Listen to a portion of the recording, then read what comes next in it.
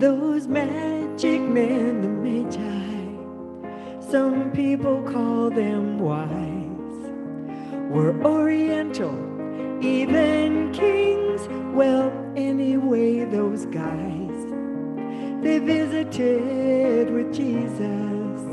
They sure enjoyed their stay. Then warned in a dream of King Herod's scheme, they went home by another way. Yes, they went home by another way, home by another way. Maybe me and you can be wise guys too and go home by another way. We can make it another way.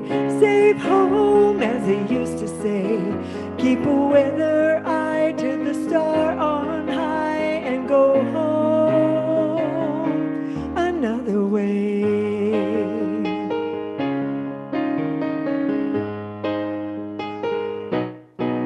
Steer clear of royal welcomes.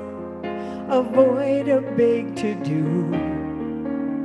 A king who would slaughter the innocent will not cut a deal for you. He really, really wants those presents. He'll comb your camel's fur. Tell his boys announce they found trace amounts of your frankincense, gold, and myrrh. Time to go home by another way. Home by another way. Have to figure that God's saying, play the odds and go home by another way. We can make it another way. Safe home, as they used to say. Keep a weather eye to the star on high and go home another way.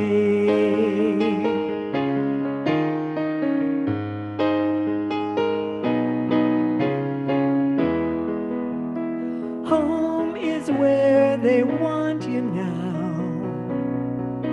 You can more or less assume that you'll be welcome in the end. Mustn't let King Herod haunt you so, or fantasize his features when you're looking at a friend. Well, it pleasures me to be here and to sing this song for you. They tell me that life is a miracle, and I figure that it's true. But Herod's always out there. He's got our cards on file. It's a lead pipe cinch if you give an inch. Oh, that Herod wants to take a mile. It's best to go home by another way. Home by another way. You got this far by a lucky star, but tomorrow is another day. We can make it another way. Safe home, as they used to say. Keep a weather eye to the star on high and go home another way.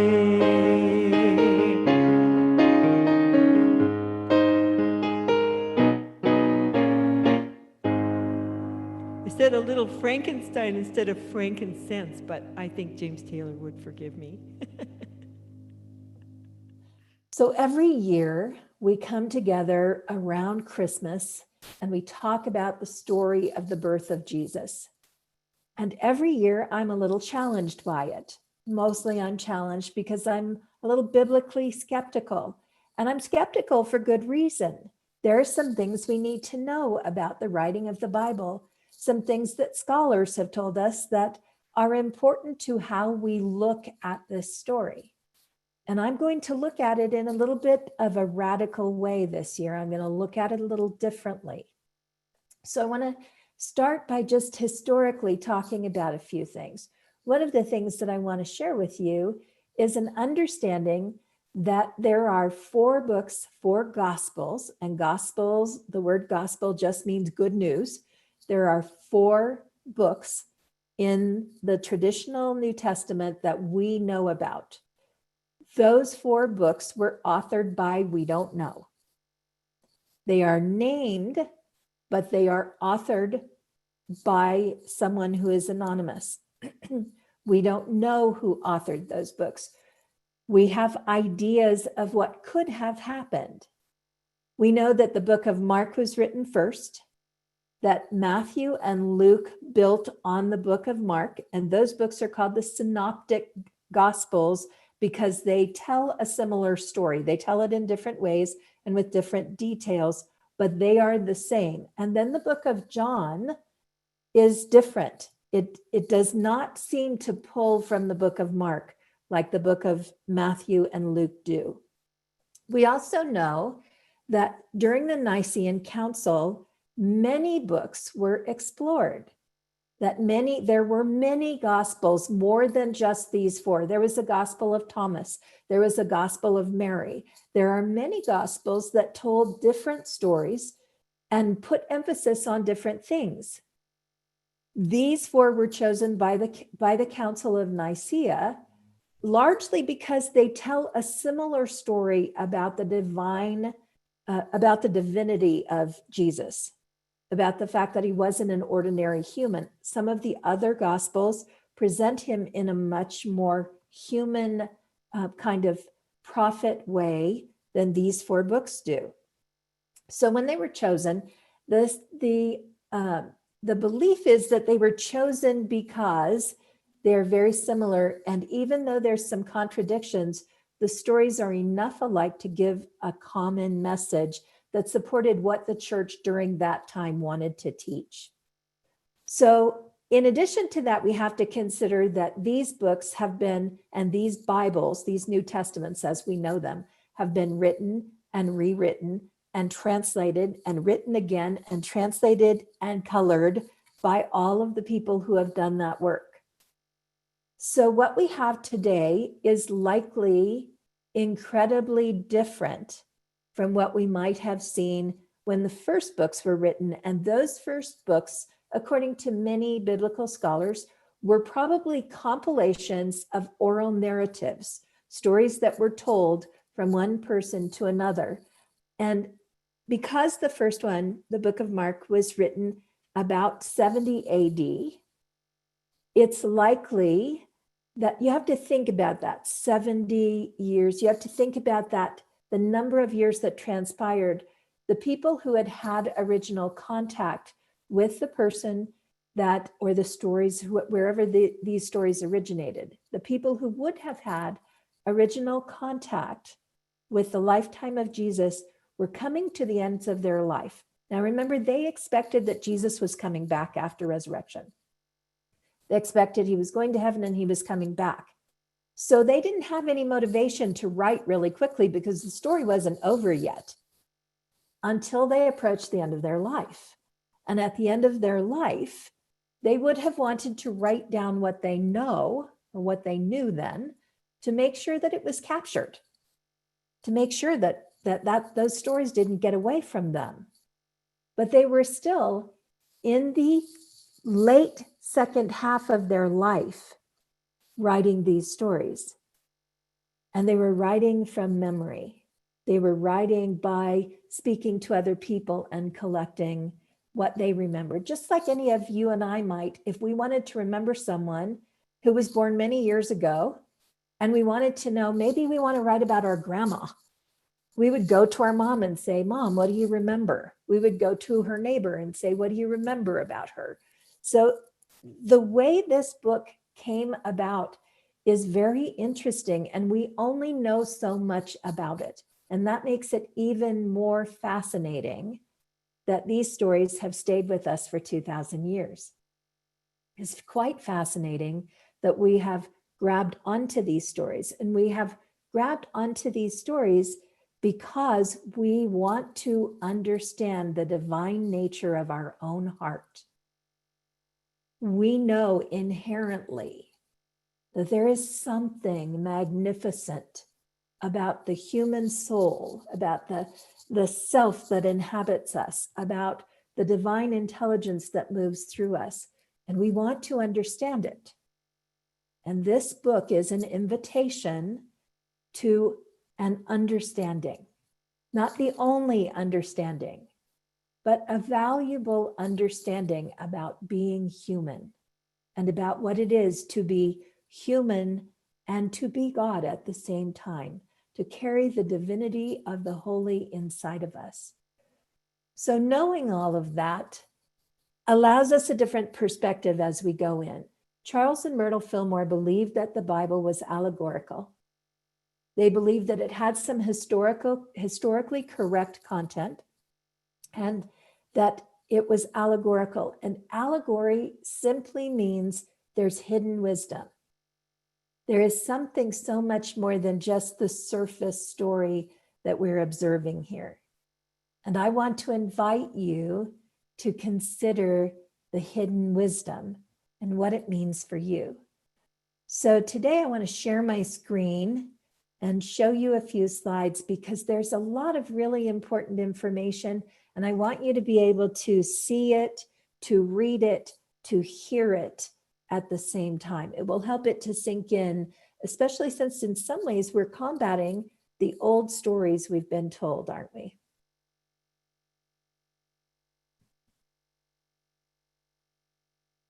Okay. So this is the greatest story ever told. That's what we've been told over and over. Why is it the greatest story ever told? Because this story tells us that it is possible to be both human and divine. That really is the bottom line with this story, isn't it? It is possible to be both human and divine. This being the greatest story ever told, that certainly is the greatest truth we will ever be challenged to accept. Because if it is possible for the way shower to have been born both human and divine, then it must also be possible for us. And that's really what this story is about. And this story may be radically different from how we know it. So let's go back for a minute and look at that very simple nativity scene.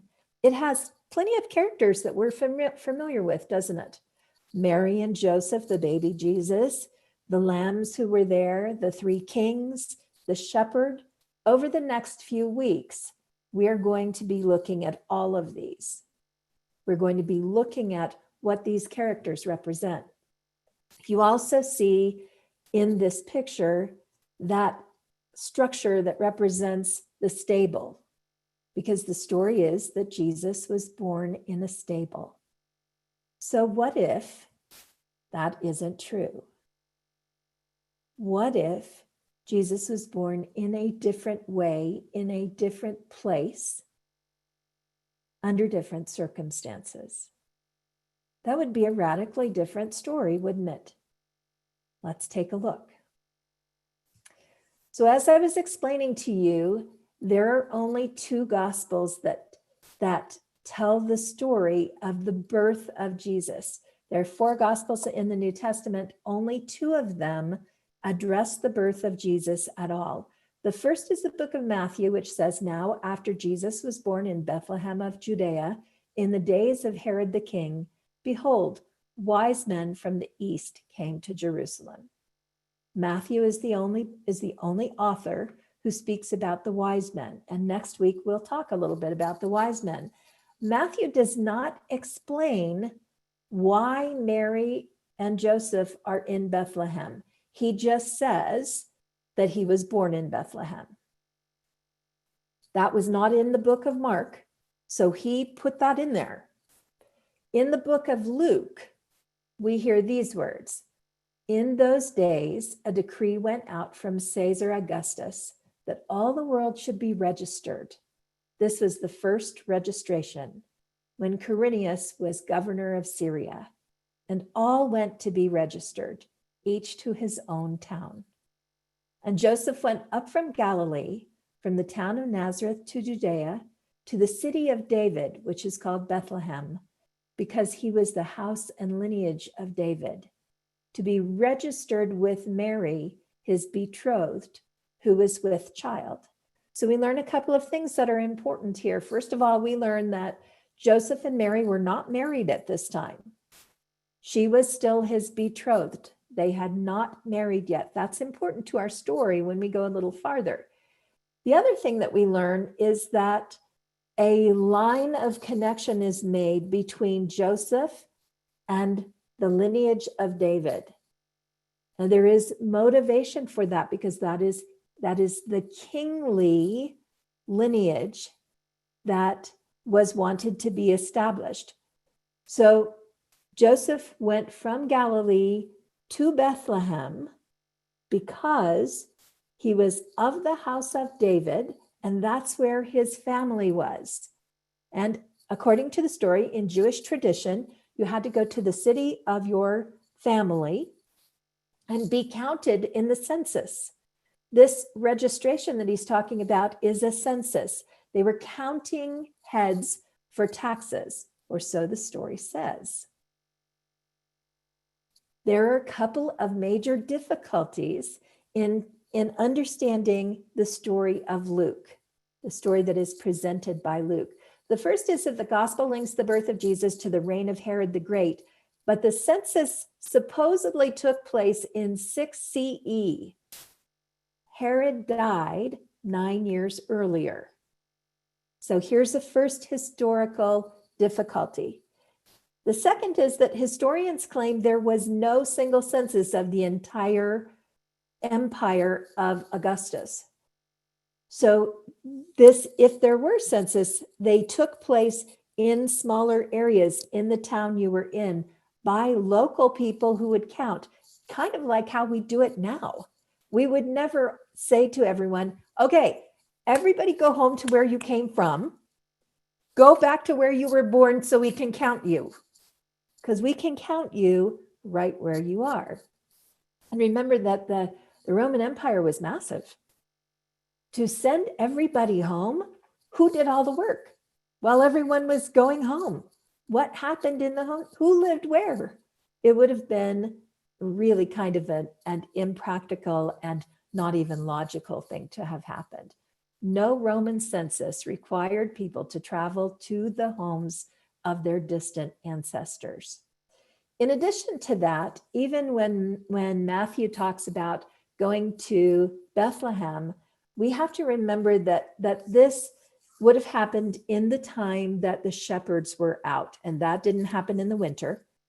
One of the hints that we have about the birth of Jesus is that, or maybe it's just an inconsistency, is that he was probably born in early summer or late spring, at a time when the shepherds would have been in the fields to see the star. They would not have been in the fields this time of year because it was incredibly cold in the desert. We know that because we live in the high desert. It's cold in the winter.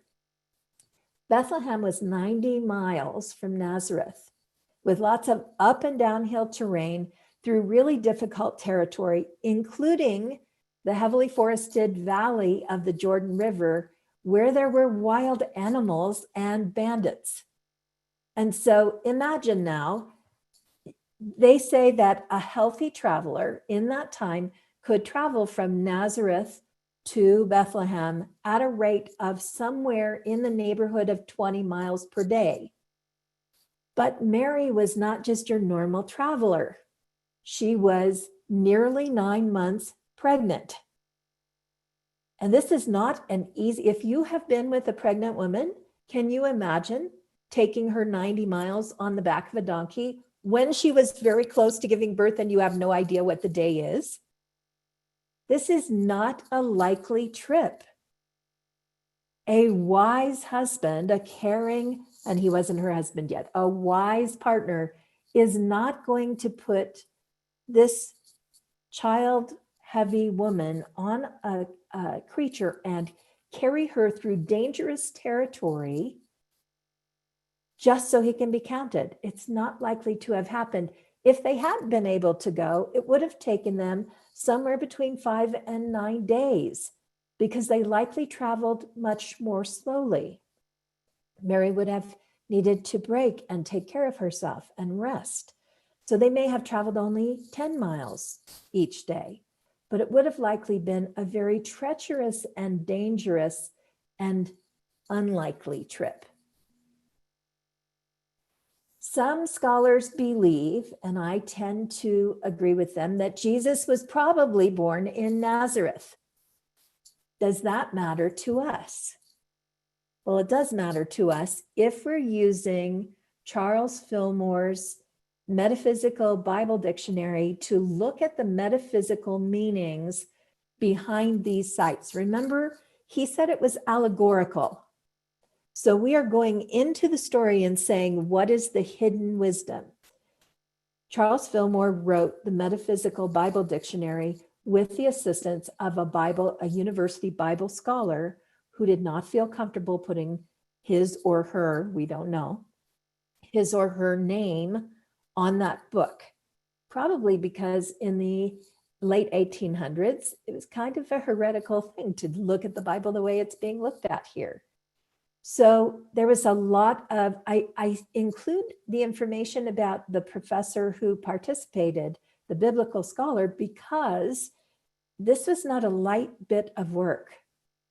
This was decades of work, analyzing and coming to understand how things are hidden in this book that we know so well. So the Filmorian meaning of Bethlehem is house of bread. And according to Fillmore, it symbolizes the abiding place of substance. I also find it interesting when we talk about substance that the idea is a census is an accounting of something. So if we look at this story through, and Jesus is born in Bethlehem, then there is something about that that has to do with our understanding of coming into this Christ itself, this sacred divine self with plenty of substance. The Filmorian meaning of Nazareth, according to Fillmore, typifies the common place of man that is a place of development through which the Christ comes into expression. Now, for me, that's a little bit more comfortable. The common mind of man, that when I think about how we come to accept that we are both human and divine, that there is something about that that happens in our mind, doesn't it? There is something there in the common place of us as humans that is a place of development through which the Christ comes into expression. Now remember, we don't actually know if or where this birth took place. We have the stories in the Bible. And I say the stories because the Bible is theologic. It's a book of theology. It was not, and it was written by theologians. It was not written by journalists. This is not news. This is theology. And they're very, very different. Theology takes into account those things that are miraculous and mystical. Journalism is very fact by fact. And we have to remember that we are looking, what kind of document we're looking at. We have to remember what it is that we're reading, and that we're reading it to find hidden wisdom. We do know that there's wisdom in these stories. We know there's wisdom because wisdom is really what's kept us reading them all of these years. So let's talk about another piece. As the story goes, Jesus was born in a stable because there was no room in the inn. Luke says, and so it was that while they were there, the days were accomplished that she should be delivered. And she brought forth her firstborn son and wrapped him in swaddling clothes and laid him in a manger because there was no room for them in the inn. So they went to the inn. It's the classic story. We saw it on Charlie Brown, right? They go to the inn. The innkeeper says, I have no room, but there's a barn out back. Yes, Jesus was really born in a barn, according to this story. That makes me laugh every time.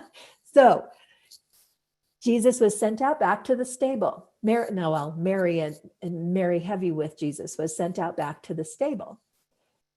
Matthew says something a little different. He says, and when they were come into the house, they saw the young child with Mary, his mother, and fell down and worshiped him. And when they had opened their treasures, and the they they're talking about are the three kings, they presented unto him gifts of gold and frankincense and myrrh. So Matthew says they came into the house. He does not say they came into the stable. But unless we take the time to look at the words, we might have missed that, because these stories kind of get all jumbled up and we forget that they're different versions in different books in the Bible. What is believed by scholars is that there's been a mistranslation of the Greek word kataluma, which is usually translated as in, and instead of it being translated as in, what's being said by scholars is that the real meaning of the word is upper room.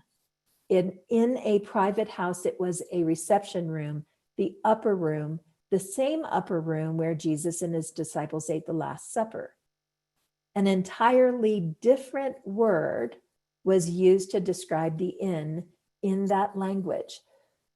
So it's important to recognize also that kind of makes sense, because in the Jewish tradition, especially the Jewish tradition of first century Palestine at that time, would Joseph have traveled to Bethlehem? He would have been going to stay with his relatives. It would have been completely unacceptable in that culture for family to be turned out.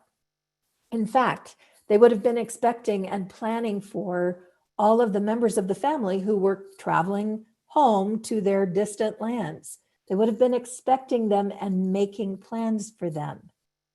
So likely, if the story were true that Jesus went to Bethlehem, he would have been that Mary and Joseph went to Bethlehem, they would have been not only invited in, but expected and welcomed in. This is a hugely important piece of the story, because we've been taught that when Jesus, the holy in us, the human who was divine and also human, showed up on the scene, there was no room for him and he had to go somewhere else. He was not welcomed in, he was turned away. If we look at the actual design of Palestinian homes, even to present day, we can make a lot more sense of why the story is told the way it was told. Most families lived in a single room house with a lower compartment for the animals to be brought in at night, and the upper room where the family lived. So the lower area had hollows and places filled with straws where the animals would feed. They were brought in because they made the house warm. This was a long time ago, 2,000 years ago. There was no electricity. There was no generator. There was nothing to bring warmth into the home. And remember, in the high desert, you have to be careful with fire. It was not a safe thing to have fires in your home. So when they brought the animals in, they brought them in because they not only warmed up the house, but also because there were bandits and they were worried about this. They had to live by their livestock. They were very important to the survival of the families. And so at night, the animals were brought into the lower part of the home in order to keep the animals safe and in order to keep the house warm. So this is an artist's rendering of what we might be looking at. And you can see as we look at it that the kitchen, or the place that food is stored and prepared, is downstairs. That's an important factor because the area in which the animals were kept is out here and in here.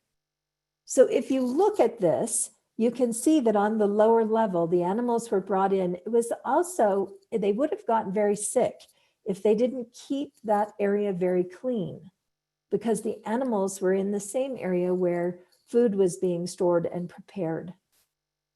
You can also see the ladder leading up to the upper room and what the upper room looks like. And there, they say there are compartments, but it's one big flat floor, isn't it? So imagine now that if the story were to have happened in Bethlehem, that all kinds of people have come into the upper living space. And Mary and Joseph arrive, and Mary is heavy with child and really ready to drop that baby any moment. Are you going to try and send her up those stairs, up that ladder? Likely not. So you are going to downstairs prepare a place for her. So is it true that the birth of Jesus took place in a stable? Perhaps, but not in the way that we think. Mary and Joseph were not sent out. They would have been welcomed in, and they would have come into a stable that had been prepared as a place that Mary could give birth. This welcoming is incredibly important when we look for the hidden wisdom in this story as it pertains to us bringing the most divine aspects of ourself into birth. And that's really what we're trying to do. So what does it matter if Jesus was turned away or was welcomed in, or safe at home in Nazareth when he was born? Well, it matters a lot, because the Christ light to be born in for the Christ light to be born in the traditional story in Bethlehem, if it is a place of substance, we would have had to travel, we meaning the Christ self, the Christ light that comes into us. For us to birth that Christ light, we would have traveled an arduous path in a very vulnerable state, only to be turned away because there's no room for the potential birth of the light. We would have been turned away, and in order to bring the light in, would have had to go to a very meager place. And that for me is difficult when we understand metaphysics, what we understand about the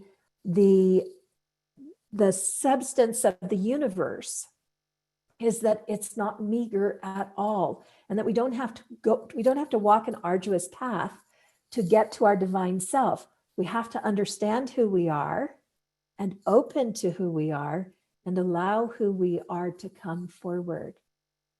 We have to understand it's right there for us. It's available to us every single moment. Every single moment. So for the Christ light, in a different way, if we say, I'm going to buy into the fact that Jesus was born in Bethlehem, but I like the home idea. I like the fact that Jesus was welcomed, that Mary and Joseph were welcomed into the home, and that they traveled this arduous journey. They still did that, but the light was welcome and made comfortable. Some of us have probably had that kind of experience. We had to walk through some challenging times before we were ready to welcome the concept that something divine is existing in us, that we are both divine and human, that we are both of those things. Some of us had to walk through some trials and tribulations before we were ready to accept that. So maybe in your personal story, if you look allegorically at this, maybe you would like to accept the fact that Jesus actually was born in Bethlehem because it feels right to you. It aligns with your life story. Or maybe you have known most of your life that there is something mystical in each of us. Maybe you have inherently known. Maybe you are one of those people who really understands that you have been birthing your Christ light, bringing forward the divine self, the creator self, the one with all things self. Maybe you've known that all of your life or most of your life. In that case, you would perhaps be a person who might believe that Jesus was born in Nazareth, which is what many scholars believe, that he was born in the common mind of man.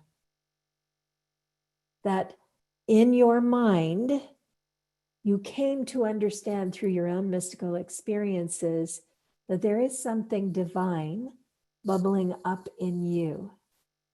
And when it arrives in you. It arrives at home. So imagine if Jesus didn't go anywhere for the census, if Mary and Joseph didn't go anywhere for the census, and if Jesus was born in his home, which would have been very similar, in Nazareth, likely still down in the stable, because a 9-month pregnant woman is not going to be going up and down that ladder very much. So likely still, that child would have been born down in the warmest part of the home with fresh straw in a cared for area and welcomed.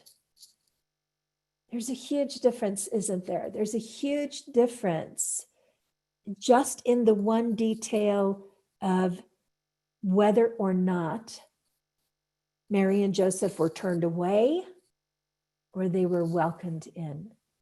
Huge, huge difference. And as we continue through this story, you'll learn more about that when we talk about what Mary represents and what Jesus represents and what Joseph represents.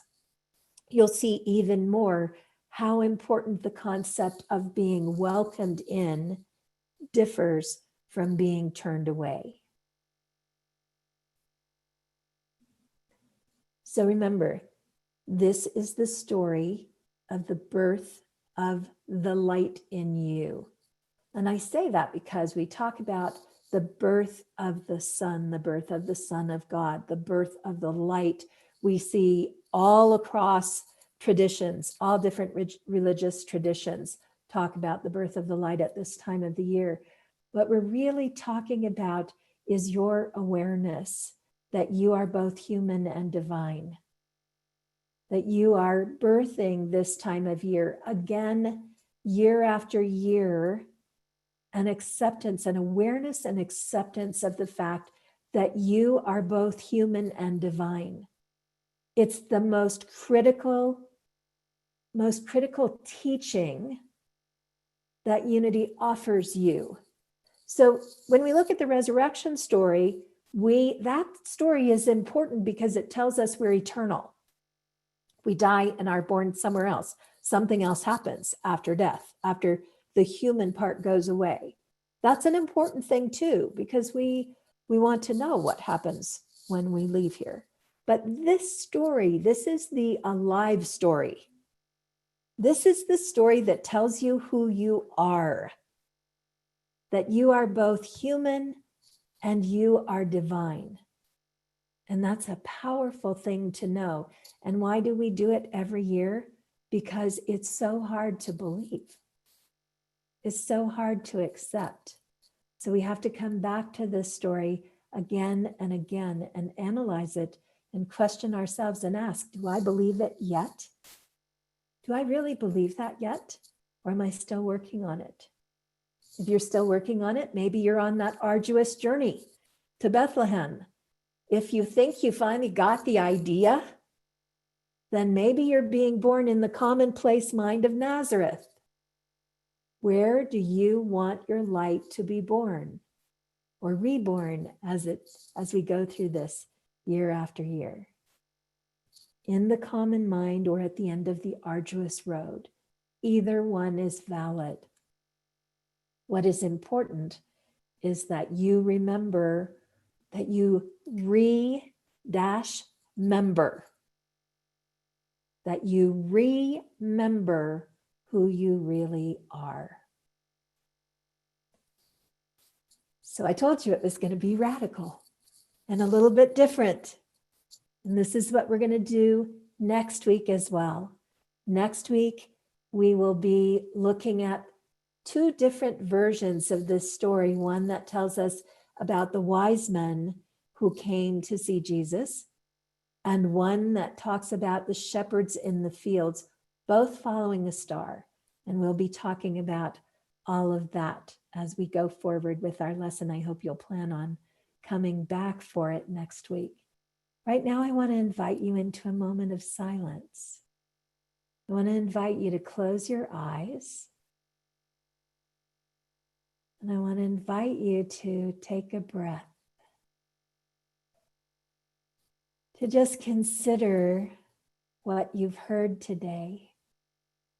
What if the story that you grew up hearing, or maybe you didn't grow up hearing it, maybe you learned it later in life, but what if this particular story is actually different than how you heard it? First of all, are you willing to consider that things might be a little bit different? Are you willing to ask yourself, in order to understand myself as both human and divine, must I make the arduous journey? No judgment there, because the arduous journey can have great value. Must you make that very difficult journey and face the wild beasts of your life? Face the difficult travel? Or have you reached a place where really birthing the awareness of your divine self, because we know we're human, have you reached the place where you can birth in Nazareth, where you don't have to take any more journeys, where you can bring this knowing not only into your commonplace mind, into your everyday common mind, that you can walk through life knowing that you are both human and divine, and that you can also allow that knowing to develop and grow to a place where it sinks deeply into your heart and resonates there. And between your mind and your heart, no matter where it is that you birth this divine, can you now allow yourself to let your light shine brightly, to allow the holy you are to be as commonplace as the human you are? Just allow yourself to imagine the light that comes from you, the divine human.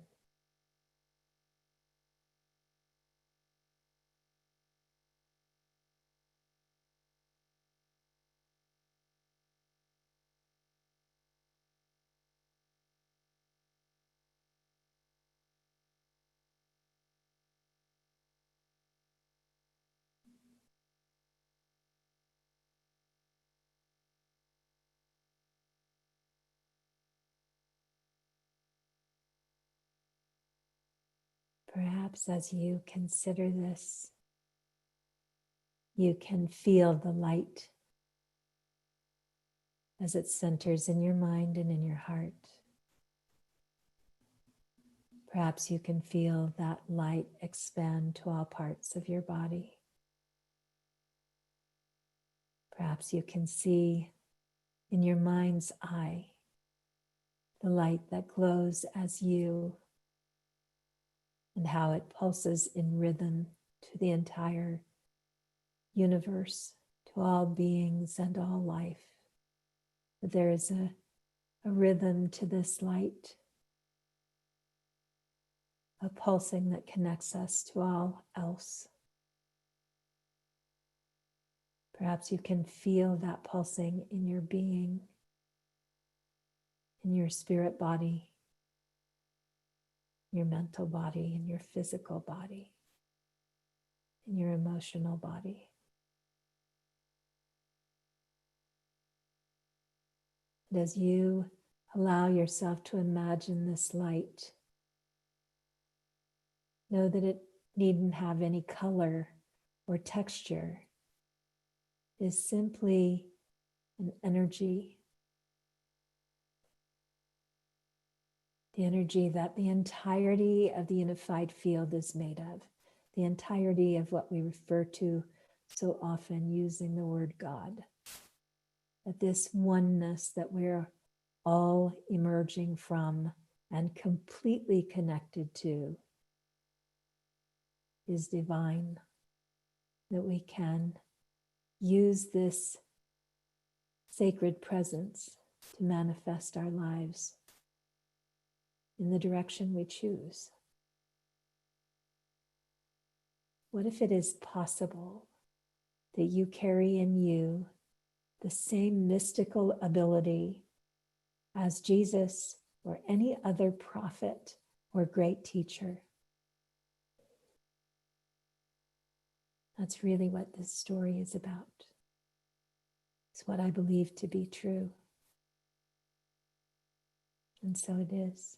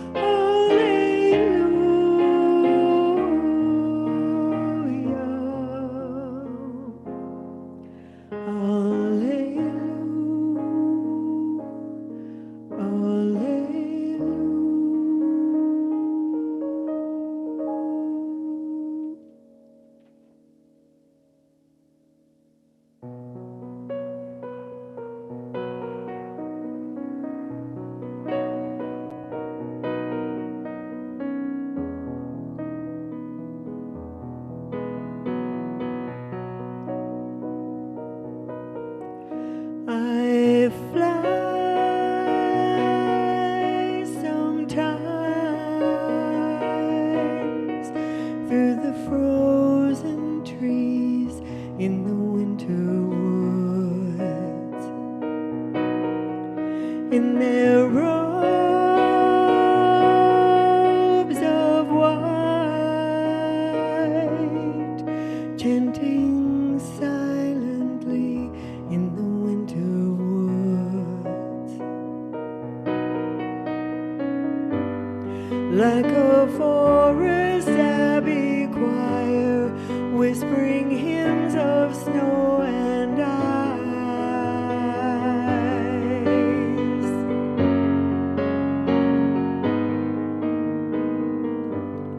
In excelsis to the cold, and Hosanna to the sky.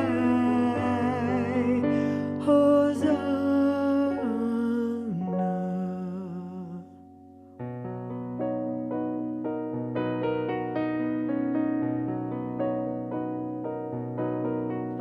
And holy trees, they know when I'm in the winter woods, and they bid me sing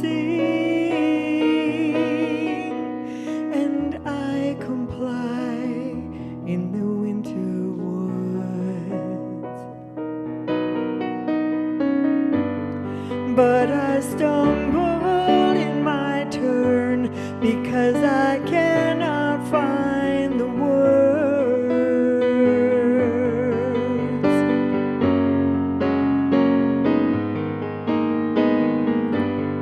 In that church of birch and pine, the only word that comes to mind is beautiful.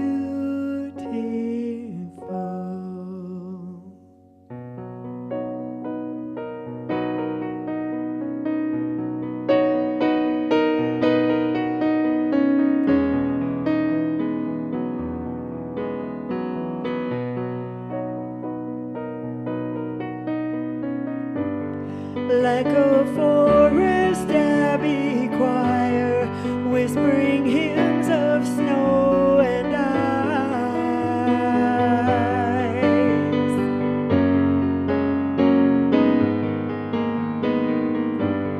In excelsis to the cold, and hosanna to the sky. Hosanna.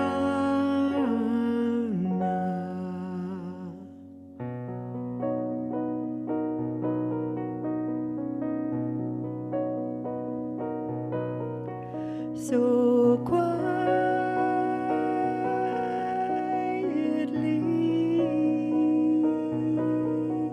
I sing beautiful in the winter woods,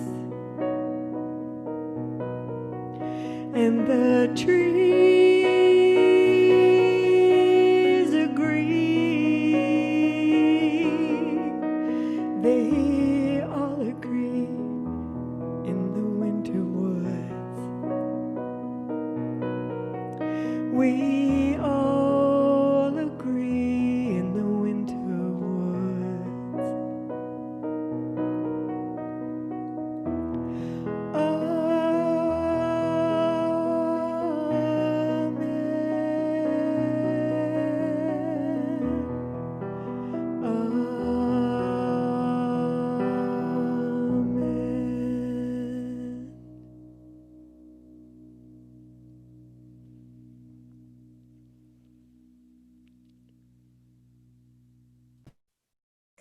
Thank you, Connie. So beautiful. So, I told you it was going to be a radical story.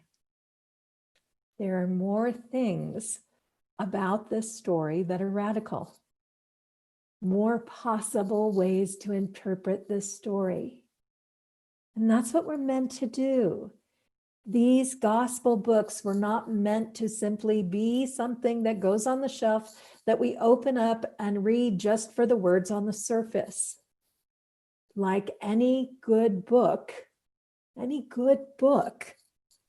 they were meant to pique our interest. They were meant to fascinate us, to make us consider how what's being told, what's unfolding, relates to our own lives. And that's one of the reasons that I love looking at this story. I love looking at what academics say and looking at what theologians say. And again, remembering that this is not news. This is not journalism. This is the story, the accounting of through many iterations of something that we don't even know for sure took place. But the story has some merit because it tells us something. And a lot of theologians believe that the story is inspired by the divine, that the story is not a collected narrative, but is channeled information that came through. So there are a lot of different ways to look at this, and I want to close the way I began today and remind you that it is yours to decide if you believe the birth of Jesus happened exactly according to the account of the Bible, if you believe that it is an allegorical explanation of something that pertains to you, if you believe that it's just Christian mythology, or if you don't believe it at all. all of those options are available to you. And one of the most wonderful gifts I think that unity gives us is the freedom to notice how we feel and how we think when we hear things, and to choose for ourselves what is the truth we want to take on as ours, what will carry forward. So if I challenged you in your committed belief, then I invite you to simply notice that you've been challenged. And if I helped you to look with new eyes, then I invite you to notice that you're looking through my eyes, and that the invitation is there for you to look through yours. There are no set in stone, easy answers to what truth is in this case.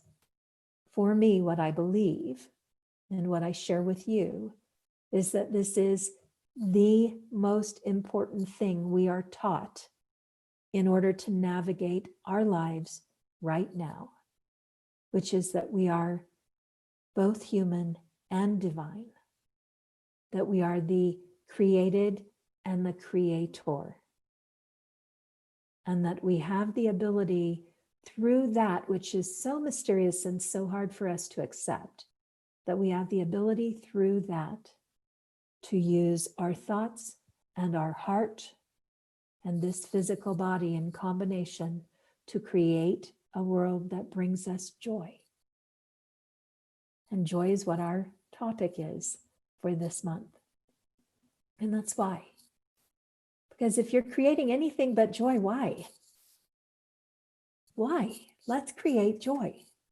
Will it bring you joy if we feed more people who are hungry? Yes. Will it bring you joy if our world becomes peaceful? Yes.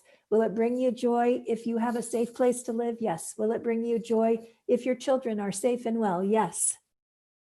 Everything we can create brings our world into a joyful place. And the more we understand our own divinity, the more power there is for us to create that kind of a world. Let the light within you shine. We are all connected. Look into another's eyes. See your light reflected. We are one light, shining souls in harmony.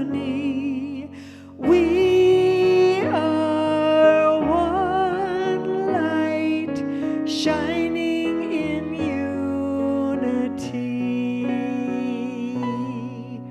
Have a blessed week, everyone.